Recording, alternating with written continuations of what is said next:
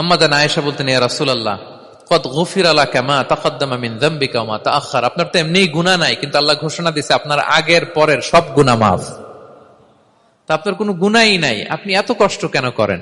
বিষ্ণু বলেন, ইয়া আয়েশা আফালা Acuña আবদান Sakura, আমি কি শুকরগুজার বান্দাদের অন্তর্ভুক্ত হতে চাইবো না? আমি কি আল্লাহর শুকরগুজার বান্দা হতে চাইবো না? আল্লাহ আমাকে ক্ষমা করেছেন ঠিকই, কিন্তু আমার তো কিছু দায়িত্ব আছে। আমি কি নিজেকে সর্বোচ্চ ভাবে আল্লাহর কাছে পেশ করব না? সারা রাত দাঁড়িয়ে বিষ্ণু ইসলাম এরকম কিয়ামুল লাইল করতেন।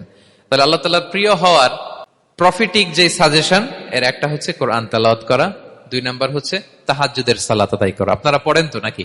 পড়বেন প্রিয় ভাইরা। যদি নিজের সম্মানকে আল্লাহর কাছে উচ্চে তুলে ধরতে চান, যদি বিষ্ণু ইসলামের সুপারিশ চান, যদি আল্লাহ তাআলার প্রিয় ভাজন হতে চান, তাহলে তাহাজ্জুদ ইজ কম্পালসরি। কি পারা যাবে তো? ইনশাআল্লাহ, ইনশাআল্লাহ বিইذنিল্লাহ।